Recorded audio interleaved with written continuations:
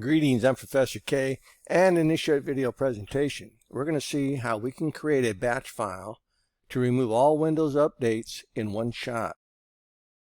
This presentation has more to do with preparing your Windows installation to be part of your virtual lab environment for a trouble-free experience than it does anything else. But one of the problems that we have when we download a pre-built image for a Windows product is that it comes with a lot of pre-installed updates, and these updates can prevent our exploits in the lab from working. In this example, we will download a 32-bit version of the OVA file for Windows 7 from the Microsoft developer site. This OVA file comes with over 211 updates, making this machine difficult to use as a pen testing target. The steps that I'm showing you on preparing your Windows installation for inclusion into your virtual lab environment apply to just about any version of Windows. Microsoft has been kind enough to create a number of OVA files that we can download from their developer site, and we can use these in our virtual lab environment as targets. Hopefully by now everybody understands the difference between an OVA file and an ISO image. The OVA file is a pre-built image of our Windows operating system, or any operating system for that matter, that we can quickly import into our VirtualBox Manager and have a machine up and running in just a few minutes. So for this demonstration, we're going to need to download an OVA file of a Windows operating system. Now you can use Windows 7 or you can use Windows 10, and you can probably use Windows 11 to perform this lab. The easiest way to get to this download site is just to open up Google and in the search bar type in Download OVA Microsoft Developer. And that will take you directly to a link where you can download these machines that are pre-built from Microsoft. Now, once you're up inside of the site that's going to offer you these OVA files, you're going to have to choose one. In this example, I'm going to be downloading IE11 for the Windows 7 32-bit edition. That's this one right here. I next have to choose the VM platform that I'm using. In this example, we're using VirtualBox. Once I have that done, all I have to do is just download the zip file. Allow the download to complete, and once it is complete, you can then open it up and extract the contents, and you'll have your OVA file ready to import into VirtualBox.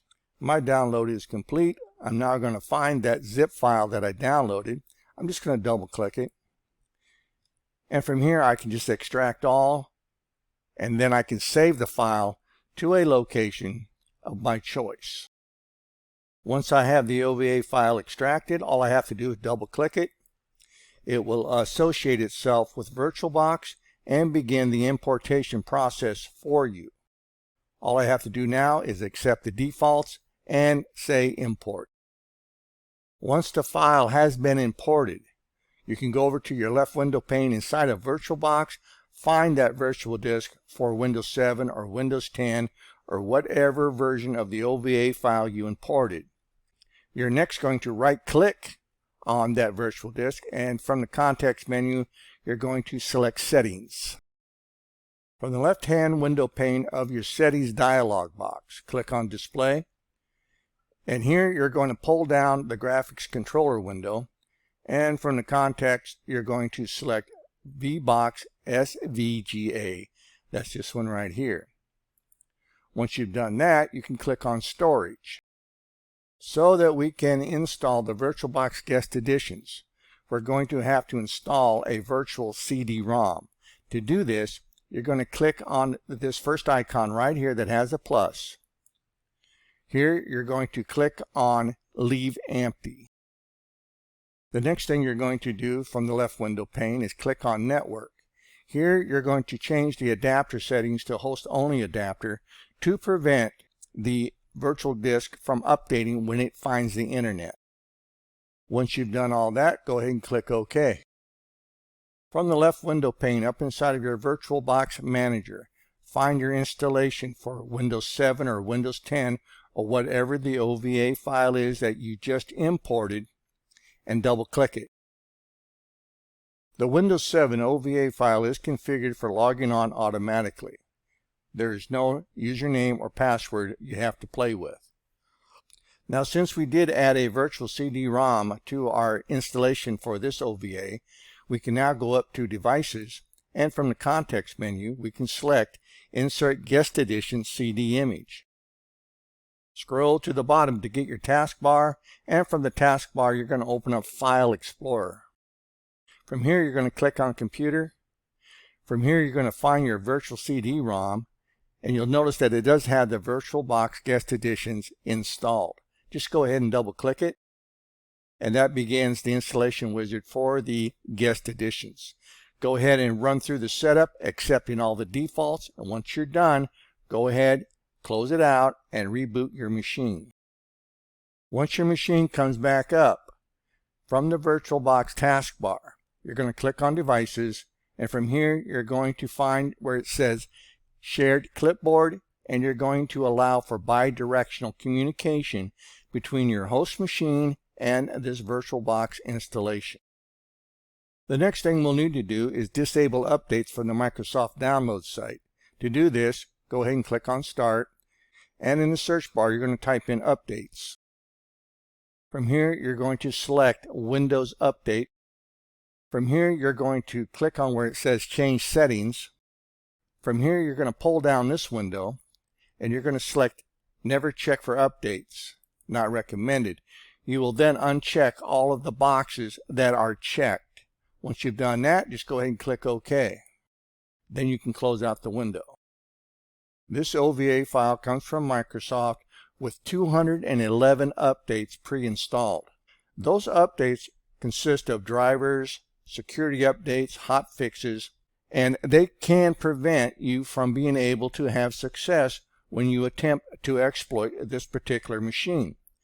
So that you can have success with your labs, we're going to remove as many updates as possible.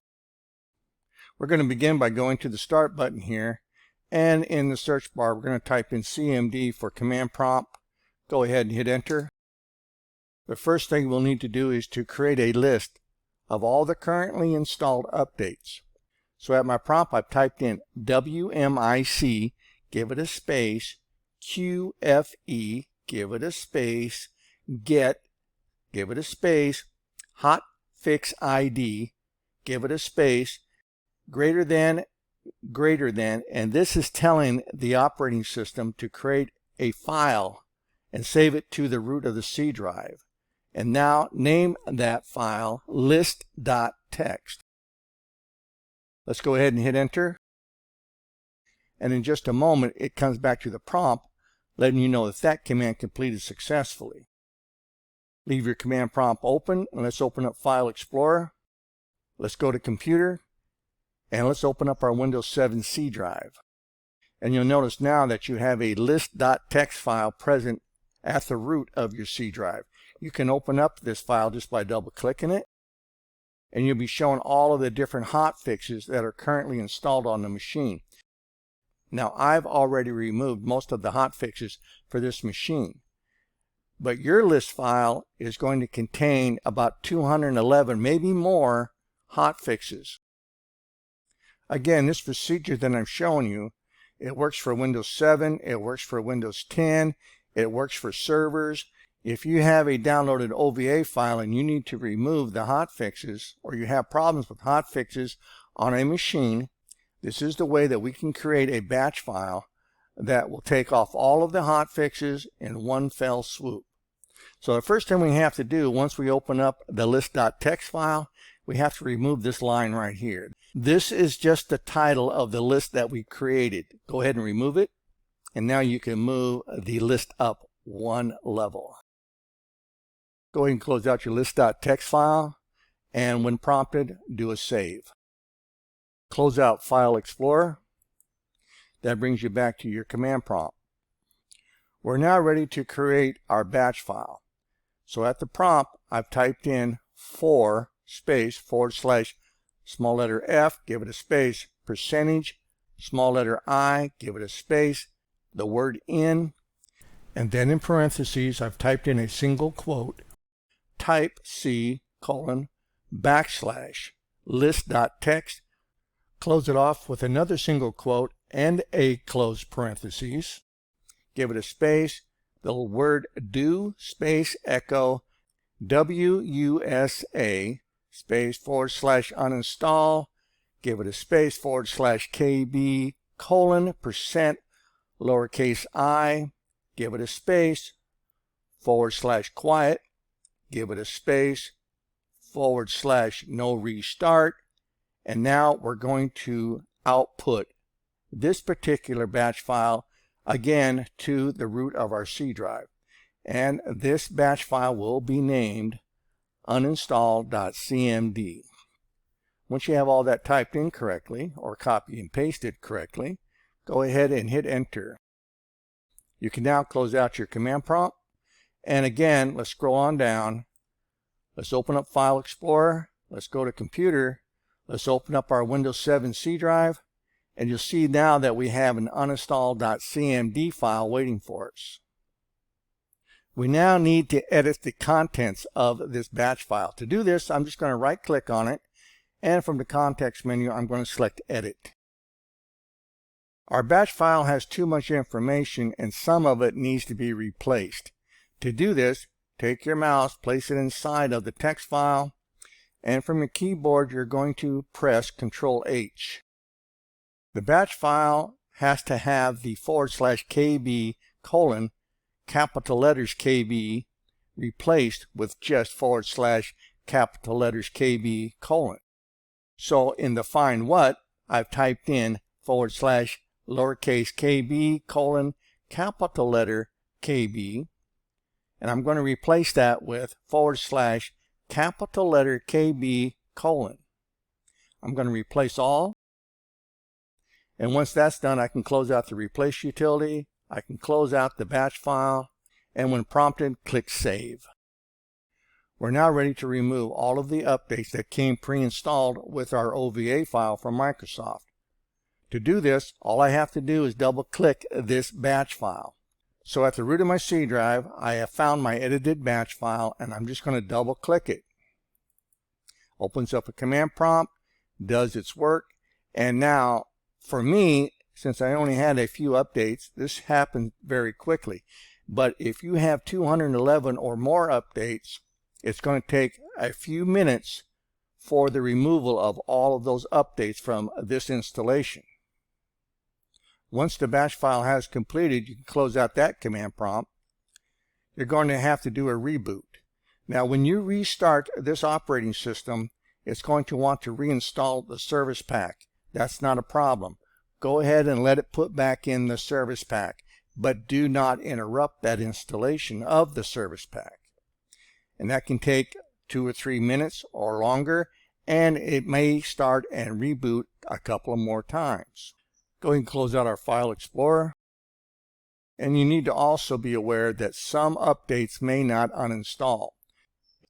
If they are critical updates, their removal may not happen because Microsoft will not allow it. And so in this short video presentation, you got to see how we can download a pre-made image of an OVA file for Windows 7 or Windows 10 or even Windows 11 and prepare it for a trouble-free lab experience up inside of our VirtualBox lab environment. I'm Professor K. Thanks for watching, and I'll see you in my next video.